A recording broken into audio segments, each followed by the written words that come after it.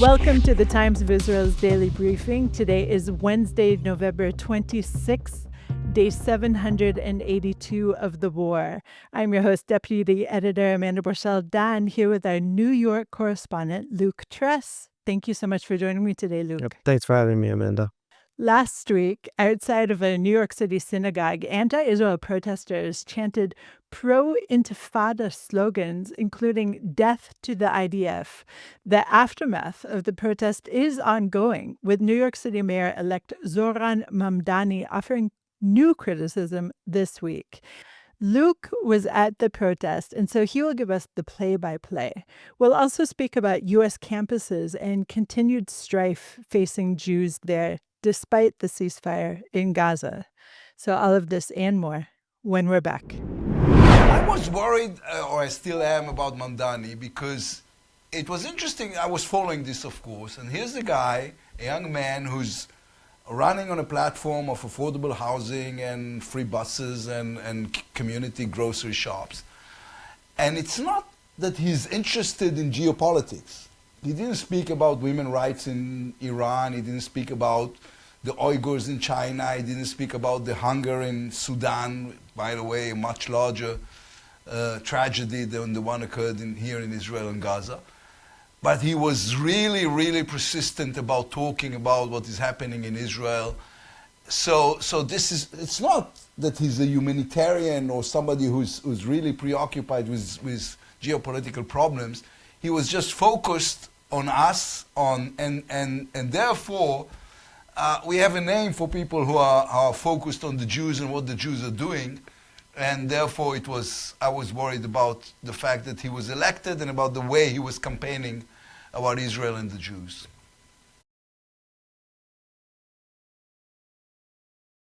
I'm Amanda Borschel-Dan here with our New York correspondent, Luke Tress.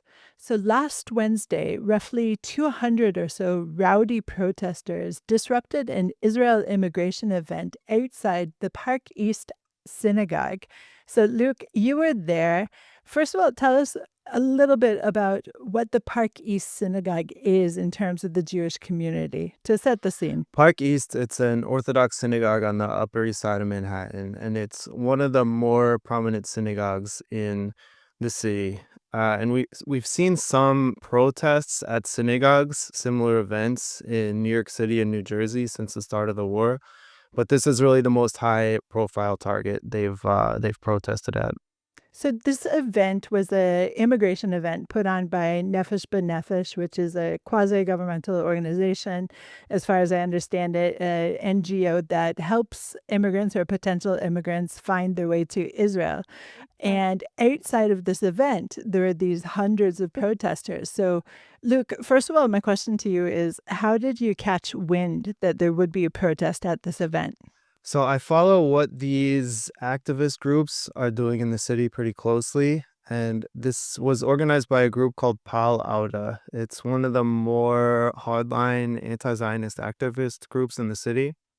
They, for example, last winter, they did a protest in Borough Park, which is a largely Jewish neighborhood in Brooklyn. That was really also very caustic. So they've put on protests at sensitive targets before.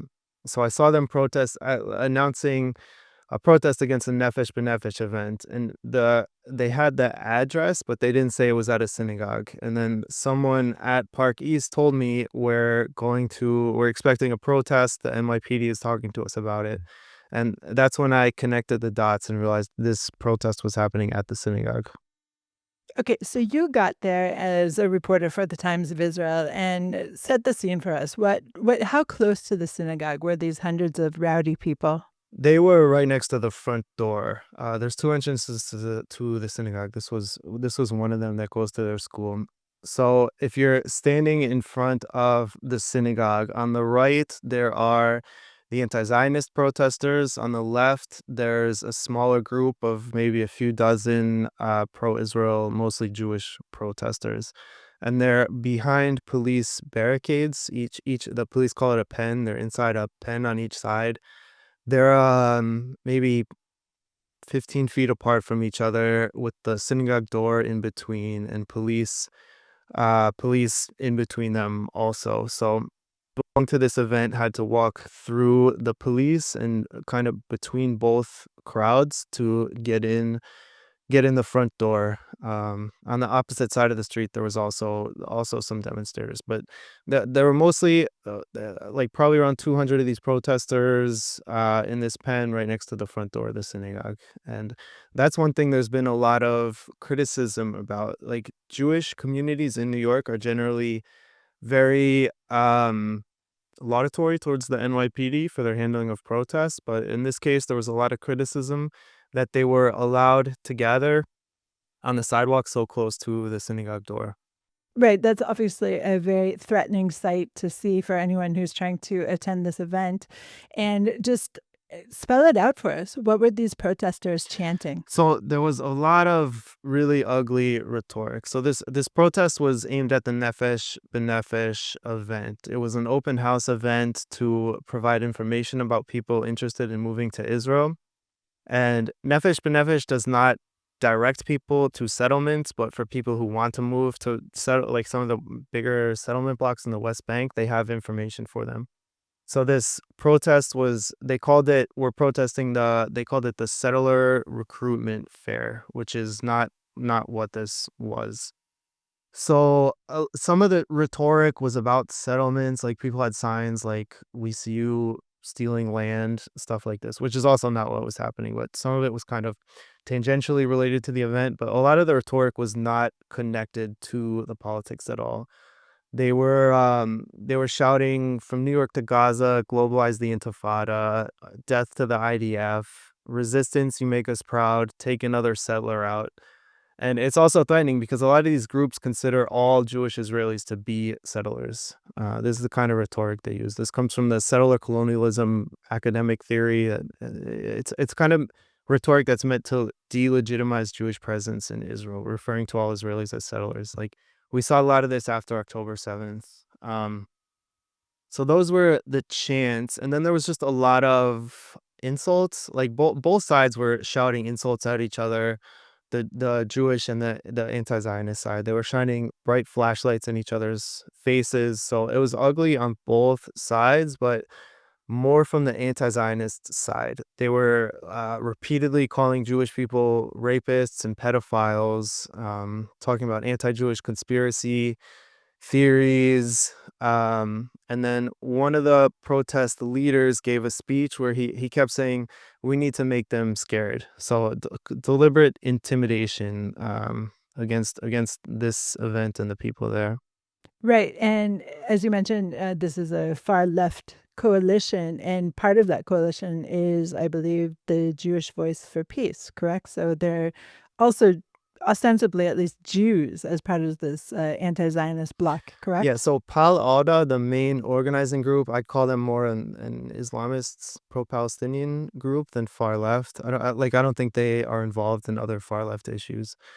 But their advertisement was shared by activist groups all over the city, mostly student groups. A lot of student groups were sharing advertisements for this on social media. Jewish Voice for Peace, their branch in New York, advertised it, and Natore Karta, which is this fringe extremist Jewish group, were there. And the big issue with that is they put these, like, Natore Karta, they're anti-Zionist, they're tiny, they're very extreme. Like, they've done Holocaust denial events, gone to Iran, and the whole, like, We should mention that they're also ultra-Orthodox and they present as such, meaning wearing the black and white garb. And essentially, their whole thing is that until the Messiah comes, nobody should be living in Israel. And so the state of Israel is not legitimate in their eyes. And they're so extremist that they decide to take to Iran to proclaim their message, etc. So they are a very fringe group, but they really photograph well, wouldn't you say, Luke? So they're always yeah, so photographed. that's the issue, is they're on the front line of every single protest in New York City. So, like, if you see our footage from the protest, there's Hasidic Jews in every image, and most people don't know who these guys are. They don't know that they've been rejected by even other anti-Zionist or non-Zionist Hasidic movements. So yeah, there are these Jewish groups playing into this who kind of give the protesters cover against accusations of anti-Semitism. All right, let's talk now about the fallout a little bit and initial responses from New York Mayor-elect Zohran Mamdani were a bit not exactly what the Jewish community was looking for, to put it mildly. So what did he initially issue? Initially, he said people shouldn't be harassed on their way into a house of worship. But also, these houses of worship shouldn't be used. He said these sacred spaces shouldn't be used to violate international law. So, and that was referring to settlements. So, a lot of Jewish groups were really outraged by this because it seems kind of like victim blaming. Like he was essentially saying the synagogue had violated international law, and like, yeah, these protesters shouldn't have done this, but also the synagogue is also guilty for inviting this protest. So there was just this huge outpouring of criticism there. Also, I mean, I should say other New York leaders were unequivocal in condemning the protest, like the mayor, the governor, many even far left, typically anti-Israel politicians were condemning this. And so, And we should mention, of course, that there have been something like 3,000 anti-Israel protests since October 7th, 2023. And this one definitely rises to the top in terms of, I mean, in my opinion, at least in terms of the rhetoric, the hatred that was just being, spewed, but also the location, the juxtaposition of it right next to the front door of a synagogue. So that's why we're diving in so deeply to this one event. And also because all the fears surrounding the election of Mayor-elect Mamdani seem to be realized in this one event and his initial response, but he's kind of changed his tune, has he not, Luke? I don't know if I'd say he changed his tune completely. So he issued a statement on Monday night to the New York Times where they were writing about this protest, and he made it a little more critical of the protesters. He said, "We will protect New Yorkers' First Amendment rights while making clear that nothing can justify language calling for death to anyone," which was a reference to the death to the IDF chants. And then he said, "It is unacceptable, full stop." So he issued better criticism the second time around. Right. And another figure was also in the spotlight in the aftermath of this protest, and this time a Jewish figure. This is NYPD Commissioner Jessica Tisch. So, first of all, tell us about her response and also tell us about her. So Jessica Tisch, she's the head of the NYPD. She's a longtime civil servant in the police and the sanitation department. She was appointed by the current mayor, Eric Adams, last year. She's Jewish. She's from a very prominent Jewish family for their business and philanthropy. She goes to Jewish events sometimes. She's not political when it comes to Israel, but she's very well respected and she's done a good job. Like crime has gone down since she took over.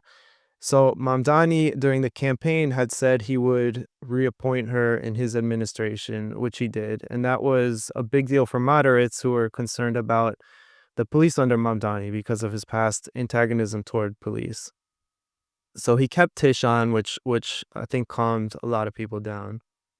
Um, and she, so there was all this criticism for allowing the protest so close to the entrance. She went to Park East, the synagogue, on Saturday on Shabbat, and she apologized for allowing it so close to the entrance. So there was an acknowledgement from the police that they shouldn't have let it happen so close, and she got a good reception there when she went to talk to them. Okay, now, a couple days after this incident, you wrote a very interesting analysis probing the question, can a U.S. law protecting abortion clinics push back against protests at synagogues? So Before we delve into the question, I just want to ask you, how did you even stumble upon the topic? Okay, so the law is called the FACE Act. It's called Freedom of Access to Clinic Entrances Act. It was passed in 1994 to protect abortion clinic entrances so people could access abortions. But there's a provision in the law that says it also applies to houses of worship. So since, like a little bit before, but mainly since October 7th, Jewish legal groups like the Brandeis Center and National Jewish Advocacy Center, they've been trying to use the law in novel ways to protect Jewish communities. And the FACE Act was one of the things they're trying. So there have been a couple similar protests at synagogues. One was in Los Angeles last year against an event that was providing information about Israeli real estate at the synagogue, and that one turned violent. And then there was another similar protest in New Jersey last year as well. So Jewish groups filed lawsuits, or in the Los Angeles case, Jewish groups filed lawsuits against the protesters under the FACE Act, claiming that they had blocked entrance to the synagogue in violation of law. In the New Jersey protest, the Justice Department filed a lawsuit under the FACE Act. So there was this previous attempt to use this act against protests in similar situations. Those two lawsuits are still going through the courts, so we don't know how it's going to play out yet or if it'll work. So some Jewish groups are talking about filing lawsuits about the Park East Synagogue protest as well under the FACE Act. The act says you can't physically obstruct the entrance to a synagogue, and it also says you can't use threats of force or intimidation. So to me, shouting, "We need to make them scared," chanting for death and resistance and intifada, and shouting racial epithets at people, it sounded like pretty clear intimidation to me. But I spoke to a free speech advocate from the Foundation for Individual Rights and Expression, FIRE, which is a nonpartisan free speech group. Like they've defended free speech and also condemned some of the anti-Israel protests we've seen. So they're pretty in the middle. And they said they thought this protest fell under free speech protections because they said for it to be threats or intimidation, it needed to be targeted, specific, like a credible threat that would make an individual fear for their safety. So, and also in the New Jersey and Los Angeles protests, there were physical obstructions of the synagogue, but at Park East, while they were very close to the entrance, no one was physically blocked from getting in. There were some scuffles on the sidewalk, kind of half a block down from the entrance, but right at the entrance, no one was obstructed. So the FACE Act is the approach to kind of try to fight back against these protests, but we still need to see in all three of these cases if it will work out or not. All right, let's go to a short break. What if prayer doesn't work? This question strikes us as a distinctly modern one, an outgrowth of the slow disenchantment of the world. But in truth, the question is an old one, and one given space to breathe here. Welcome to Thoughts and Prayers. I'm your host, Jessica Fisher. Join me on a deep exploration of the relationship between religion and modernity through personal stories, classical texts, and conversations with leading rabbis, scholars, and educators. You're almost not supposed to be doing this interview. Our prayers accumulate on God's doorstep, piled outside like an unimaginably tall stack of letters. We cannot give up on the relationship because God doesn't come to the door as quickly as we may like. So let's keep knocking. Perhaps the gates of compassion will be opened. Join us every week on Thoughts and Prayers, wherever you get your podcasts.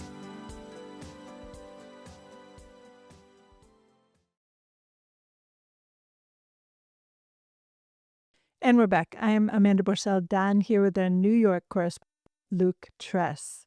So anti-Zionist activist groups in New York City on Sunday backed a Muslim leader who led a walkout from a college interfaith event last week after declaring a fellow panelist as a Zionist. Last week, the Muslim leader called Abdullah Mahdi spurred around 100 students to walk out of an interfaith event at Manhattan's City College of New York, CUNY, after castigating the Jewish community representative, the Hillel leader, Ilya Bratman. So, Luke, why is this, in fact, important in any way? So this was at the City College of New York, which is part of the CUNY public system, which is this huge college system in New York City. So the incident happened a week and a half ago at City College. There was an interfaith event that was meant to bring Christian, Muslim, and Jewish students and campus leaders together. And this imam gives this speech about Islam, and then he says, including talking about Sharia law and promoting Sharia law. And then towards the end, he says, I'm not gonna, I came to this not knowing I would be sitting next to a Zionist, talking about Bratman, who's the Hillel director. And he says, I'm not going to put up with this. My people are being killed in Gaza. If you're a Muslim, out of strength and dignity, I ask you to leave now. And they all left. And so first of all, the Jewish people involved in this didn't see it as that big of a deal when it happened, because they're so used to this.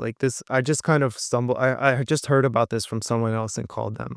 They didn't even say anything public about it. So I think it kind of shows where how far the atmosphere has deteriorated. And in the recording of this, you can hear Jewish students kind of joking about it. Yeah, this is how interfaith goes at CCNY. We're used to this. So it shows how bad interfaith relations are, which I've heard before, and there's been other incidents at interfaith events. And it became a big deal after we reported it, because a lot of elected officials took notice, the governor and mayor and other people really condemned this because of the anti-Semitism of blaming the Jewish representative for Gaza and refusing to speak to them. And so Bratman he's a firm supporter of Israel.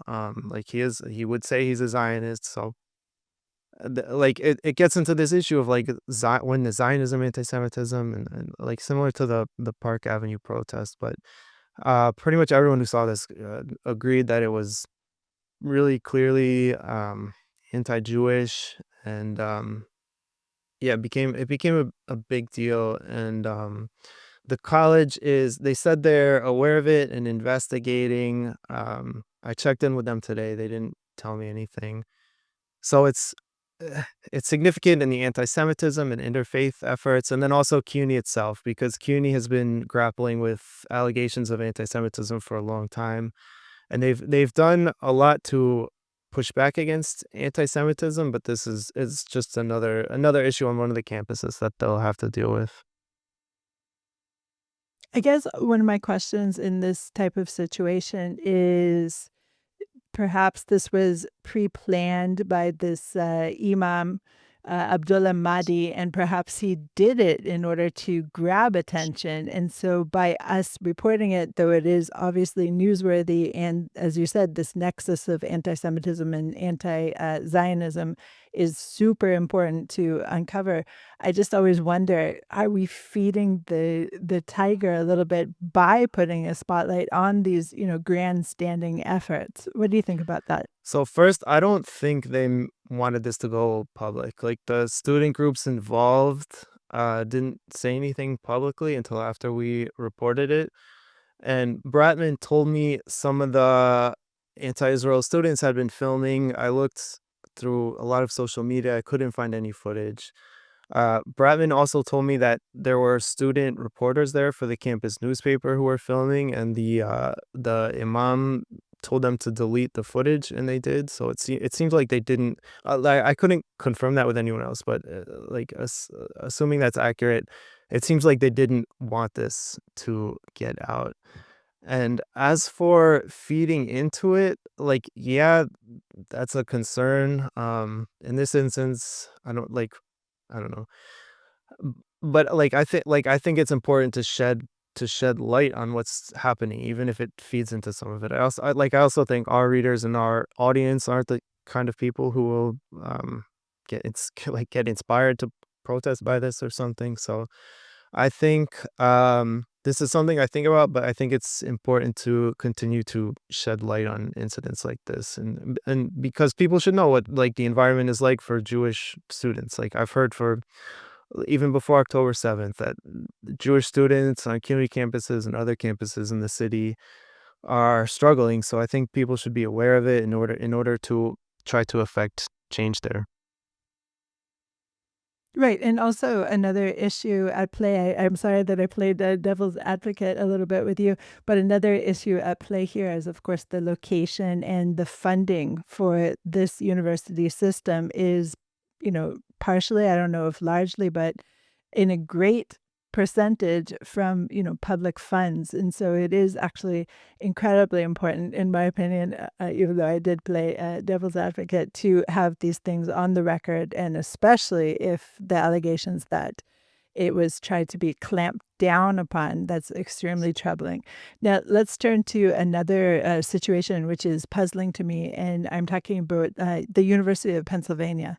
So, can you explain to me what's going on here? Because it appears that a lot of Jewish groups are really expressing concern after federal authorities pressed the university to get information, personal information, about some Jewish staffers in an investigation meant to combat anti-Semitism on campus. So it's very confusing to me what's going on. Why is this information about Jewish staffers required for an investigation into anti-Semitism? So can you parse this out for me a bit, Yeah, Luke? this is part of the Trump administration's crackdown on anti-Semitism on campuses.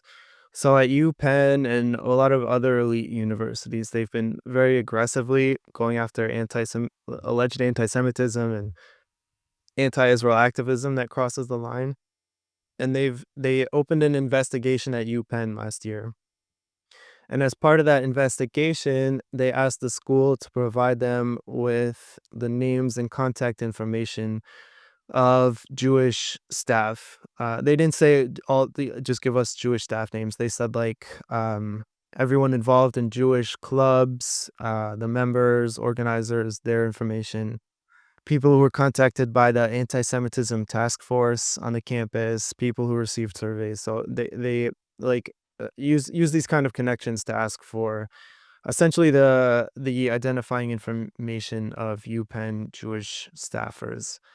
And this set off red flags because when you have authorities asking for lists of Jewish people, it's alarming because of the history of persecution in situations like this, and putting that information out there into the government. So UPenn refused to turn over that information, and then the government last week issued a subpoena trying to have a judge force UPenn to turn it over. And so actually it was Jewish groups on the campus, Hillel and another group called Mayor. They rejected this, even though it's an investigation meant to clamp down on anti-Semitism. So they were asking for the contact information so they could contact these people and ask about anti-Semitism on campus. So even though it's an investigation to oppose anti-Semitism, these Jewish groups opposed turning over this list and supported the university because it set off these alarm bells. The local ADL chapter also pushed back against it. And the bigger picture is the Trump administration has been aggressive in opposing anti-Semitism on campuses. And it's conflicting for a lot of Jewish people because they want there to be repercussions for anti-Semitism. But a lot of the methods the Trump administration is using are alarming. We reported on this a lot at the beginning of the year when authorities started arresting some of the anti-Israel activists on campus, particularly Mahmoud Khalil at Columbia University, and some of the other instances. Like one student at Tufts was kind of grabbed off the street by masked agents and put in a vehicle, which was very alarming. So there's this tension between wanting there to be a response to anti-Semitism and being alarmed about the civil rights being eroded, because a lot of Jewish people say these civil rights have protected us for a long time, and it's crucial for us to stay safe. So if these rights get eroded, we might be vulnerable in the future. Like someone else might be elected, and then these rights aren't there to protect us anymore. So also the protests, even though the ceasefire has happened, these incidents are continuing, and this tension is still there. Luke, we have much more to discuss in future episodes, so thank you so much for joining me today. Thanks for having me. Thanks for listening to the Times of Israel's Daily Briefing. Please check out another installment tomorrow. This episode was produced by the Podwaves. If you have any questions or comments about this or any other episode, please drop us an email to podcast@timesofisrael.com. Until tomorrow, shalom.